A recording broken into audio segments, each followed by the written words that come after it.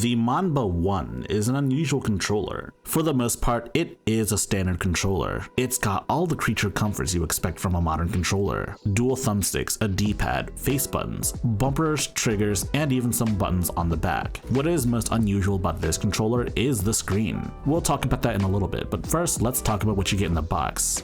You get 2 extra thumbsticks. These are longer thumbsticks, so they're useful for things like, honestly, I don't really know what long thumbsticks are useful for. I don't tend to use long thumbsticks, so it doesn't really matter to me. Inside is a controller, a charging base, and a USB Type-C cable. You can use a Type-C cable to charge a controller directly, or you can use it through the charging base. The charging base is a lot more convenient, obviously, so we're gonna use it with that. Also hidden inside the charging base is a sort of dongle. When you plug this dongle into your Steam Deck or PC, it's automatically recognized as an Xbox 360 controller, so do keep that in mind. If it wasn't for the screen, it would definitely pass for an Xbox controller. That's not necessarily a bad thing though. I do like the feel of the Xbox controllers. The controller is mostly plastic, though the back of the controller as well as the bumpers and triggers are textured. So while the texturing on both the bumpers and triggers are quite grippy, the texturing on the back, well, it's just not that grippy. It can still slip out of your hands. That's why a lot of people use rubber on the back of their controllers, so it's a lot grippier. The controls themselves do feel fine though. The thumbsticks are Hall effect, so that's awesome. I will say the face buttons do require a little more pressure than usual, and the D-pad is very clicky. I do like clickier D-pads. On the back, you have access to 4 macro buttons as well as trigger stops for your triggers. You can have a full range of motion for your triggers, or you can have hair triggers. And also on the back is the power switch, which, you know, by the way, I think it's time we talk about the controller itself. So the main selling point of the controller is the display. So let me get this out of the way first. The display isn't meant for anything in-game. It's more meant for controller configurations. It's a disappointing reality, but I mean, this is a controller meant for PC and Nintendo Switch. So the main point of the screen is to help you set up configurations without the use of like applications and whatnot. I will say it is a far more user-friendly experience than having to memorize different button combinations or having to use software on like Android or something.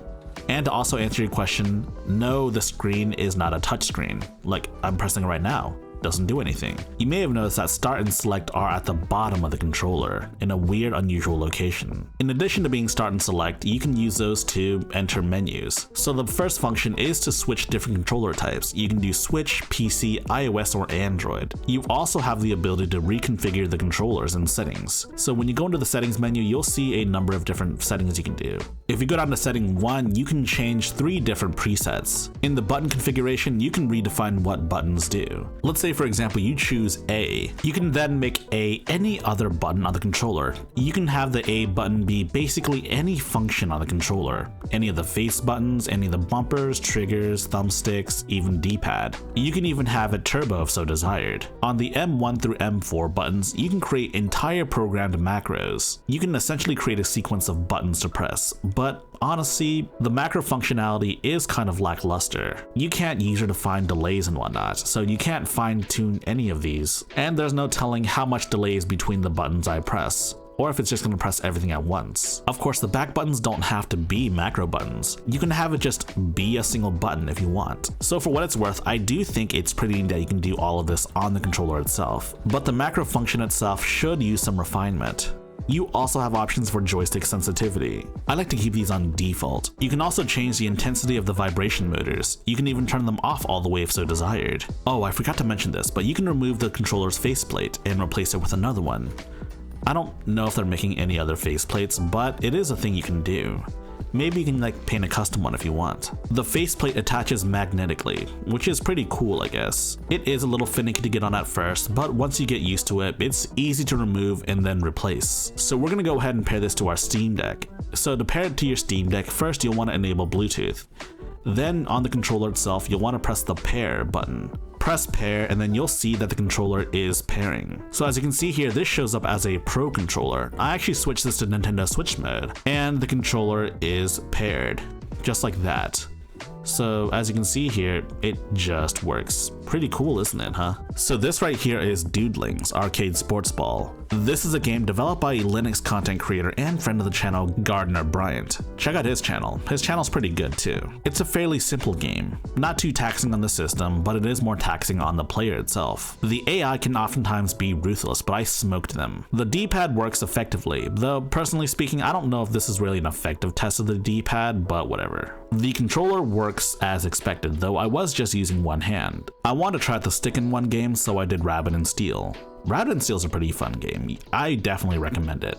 Highly recommend it. The stick was fairly accurate. I was playing on the highest difficulty, didn't take any hits from this boss, so that's a good sign, right? So herein lies the first issue I had with the controller. For whatever reason, the gyro just did not work on Steam Deck. I've tried just about every setting on both the controller and the Steam Deck itself. I've tried setting gyro to mouse, I've tried setting it to the right stick, and unfortunately gyro just does not do anything. At least, not on the Steam Deck. So while you can have this recognized as an Xbox 360 controller, I had the controller recognized as a Switch controller.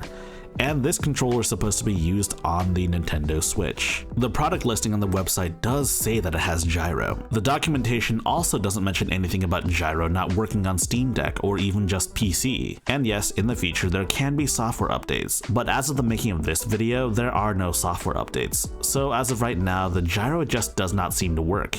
At least not on PC or Steam Deck. It's also not a Cyberpunk specific issue. I also figured I'd try out a fighting game. My fighting game of choice is BlazBlue Central Fiction. And let's just say the D-pad is not really fit for fighting games. So by itself, you can do commands. You can do half circles, quarter circles, or even 360s. Iron Taker has all of those. But the act of actually playing the game, actually doing combos, or even just training in training mode, it doesn't really feel like it's up to the task. Clicky D-pads I just feel are a poor fit for fighting games. Now granted, I haven't used a controller seriously in fighting games in a number of years. I mostly use Fight Stick for that. But still, so all in all, this has the makings of a good, maybe even great controller. But there are some little issues keeping it from greatness. Controller customization is there, but the features are kind of lacking compared to other pro controllers. Gyro just straight up seems to not work on Steam Deck or PC. I also wouldn't recommend the controller if you primarily play fighting games. It just isn't meant for that. But all in all, aside from D-pad woes with fighting games, it's a pretty solid controller. If they could improve the functionality and say update the gyro so that it actually works on Steam Deck and PC, it could genuinely be one of the best controllers I own for most games. But until then, it's just a pretty good controller.